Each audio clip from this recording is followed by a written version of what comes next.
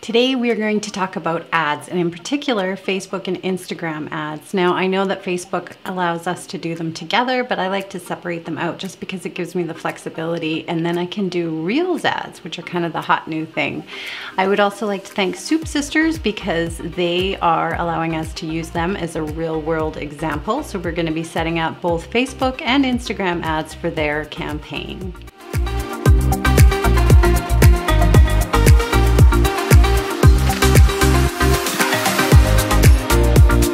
The first thing that we need to understand before we get into the Facebook ads, and again we'll do Instagram separately, but is the three components. Because first of all, you have your campaign, and that is where you set your goals. Next, you have your ad sets, which is where you do a lot of your targeting, and then finally the ad copy itself. So let's dig in and I'll show you. Now this is my personal Facebook page, and I have a number of pages that I manage, but we are going into Soup Sisters. And from here, I can scroll down to my ad center. I want to create a new ad, and we can do automatic ads, but we want to do something a little bit more targeted. So I'm going to create an ad. We're going to choose website visitors because this is a donation ad. So when people click, they're going to go over to our landing page for donations.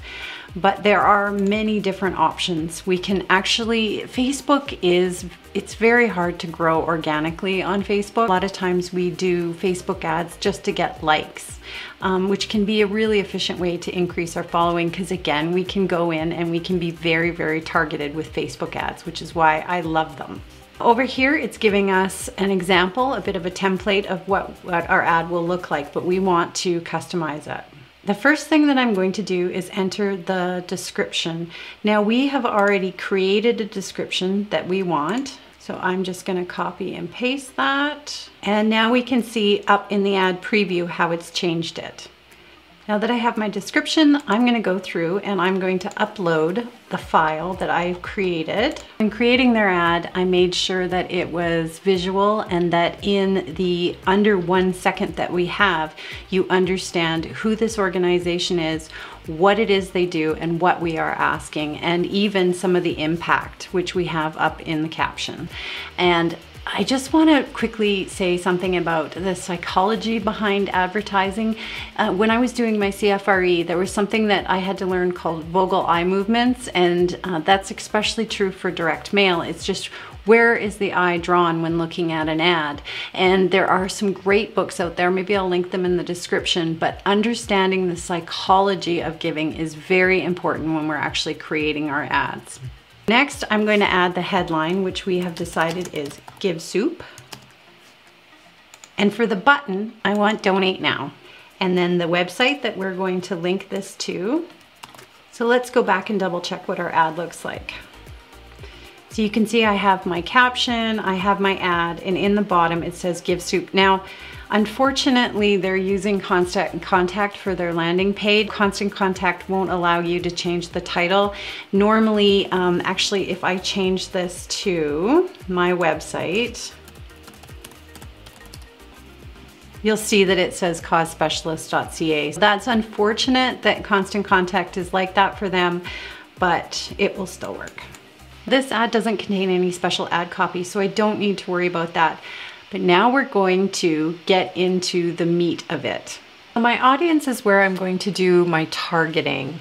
And if I click on Create New, I can create a new ad set.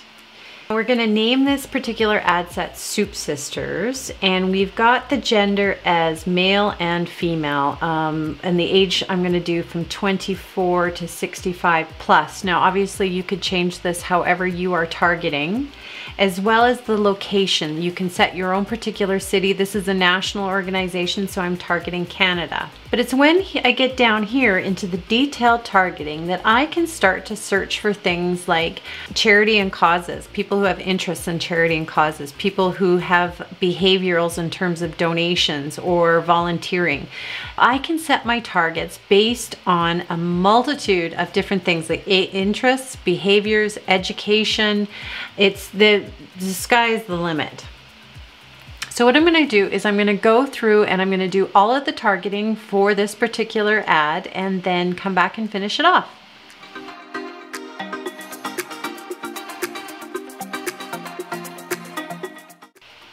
So now that I have my target audience details, I can carry on, and I'm going to set the duration of this. So set an end date. I'm going to set a daily budget of $5 a day, and I would not recommend going lower than $5 a day.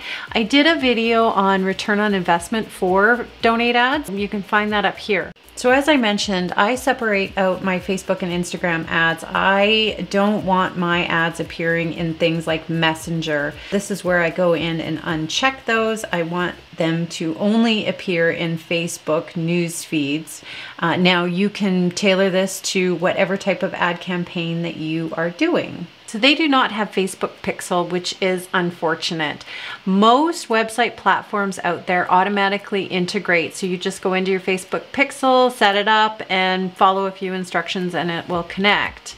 You can also copy the code from the Facebook Pixel and put it directly into the header of your website, or you can send it off to your website developer and he'll hook it up for you. But I do recommend integrating Facebook Pixel. Click publish, and now we're going to work on our Instagram ad. So we're going to go into Instagram Ad Manager, which is a little bit different than Facebook Manager, but simply Google Instagram Ad Manager, and you can see it here, business.instagram.com. Click Create Ad, and it's going to walk us through a very similar process that Facebook just did. Now you want to make sure that your Instagram and your Facebook are connected because it's going to save us some time. Once again, it's going to ask us what our campaign goal is. So that is traffic. We are going to name our campaign. There's no special category. I'm going to leave the details, the campaign details exactly as they are, and click next. I do not want where it says dynamic creative. I do not want that. I don't want Instagram messing around with my image sizes. I'm going to optimize for link clicks, and once again set my budget of $5 a day. I'm going to set my start and end date. Here is the targeting part. So I can create a new audience or I can use an existing audience, and this is where it's nice that it's hooked up. So I'll just go into Soup Sisters and select that particular targeting and use that. You can see over here at the side where it's got an estimated daily results of 606 to 1.8K reach a day, and then 14 to 47 clicks. I forgot to show you that over on the Facebook side, but this is a really neat thing that you can play around with when you're doing your ad sets and getting in and doing your targeting. I do not want automatic ad placements. I want manual ad placements because I only want this particular ad to appear in Instagram news feeds. I don't want it, I've already got an ad for Facebook. I don't want it on any of their partner sites, and I will later do an Instagram Reel ad. I'm going to target that one again separately. So I'm going to uncheck all of these boxes except for Instagram newsfeed and click next, and we can get into our creative. I'm going to add or name this particular ad. It wants to connect to a Facebook page, so I'll connect with Soup Sisters. And the format, I have the options of a single photo, a video, carousel, or collage, much like I did on Facebook. And I'm going to do a single image for this ad. Now with the image, I have it set to a 1-to-1 ratio because again, it is showing up in the Instagram feed. I have also put a little bit more text on this particular image, and the reason being is when we get into our caption, you will see that the caption for Facebook is on the top. You see that right away, but in Instagram, the caption is on the bottom. So I want to have all of the really pertinent information right on that graphic, because sometimes you can't really see the caption on the bottom unless you're looking. Next, I add my website URL. I want my primary text. So that's the caption. I add that in. I want my button or my call to action to be donate now and publish.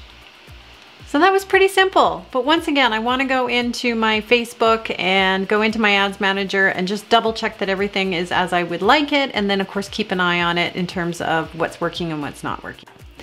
So I just want to jump back to that chart again for a second where we talk about the campaigns, but then we have the different ad sets. So how we went in and we created our target audience based on behaviorals and interests.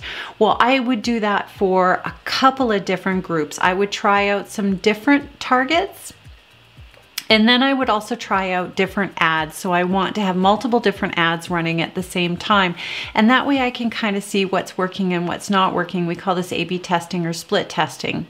That was our video on Facebook and Instagram donate ads. I hope you enjoyed it, and please feel free to leave me a comment. Let me know if there's any other topics you would like us to cover in this channel. Make sure to like, subscribe, do all that kind of YouTube-y stuff, and have a wonderful day.